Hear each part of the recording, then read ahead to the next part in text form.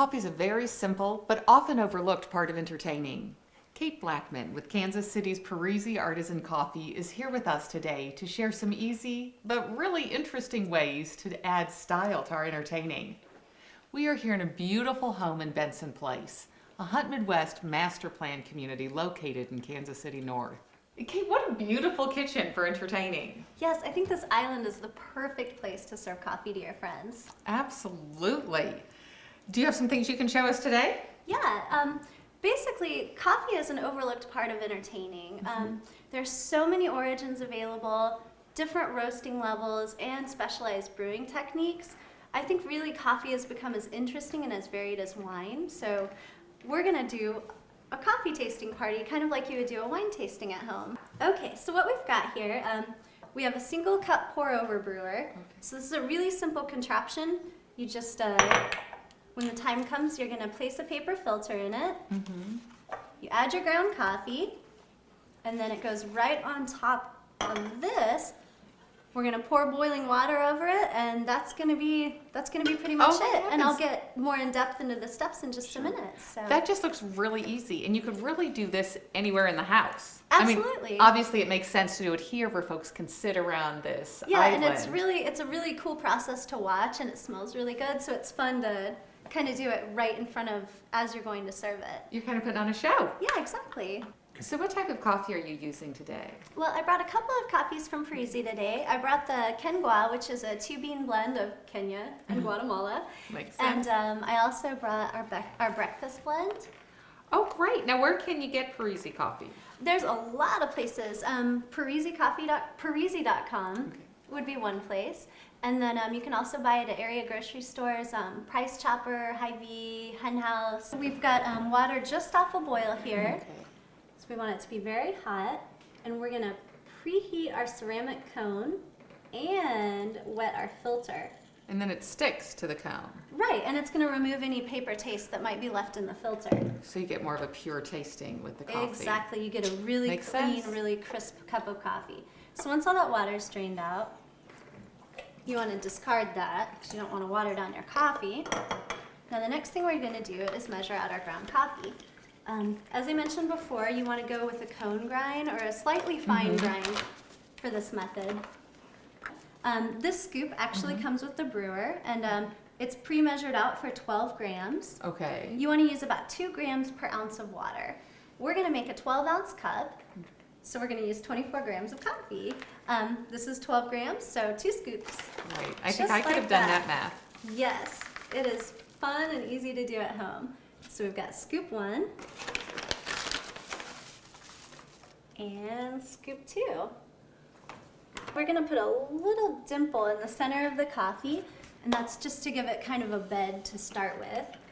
I've set a timer for 3 minutes, so I wanna pour the first of my hot water in there, just enough to wet the grinds.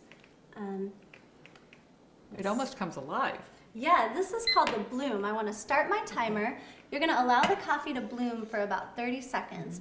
And what's happening here is fresh coffee will release carbon dioxide gas, so you get this. Yeah, it was really beautiful. This really beautiful, like, dome of coffee. And once the 30 seconds have gone by, we're going to start our pour. So we're right in that neighborhood now. You want to start in the center.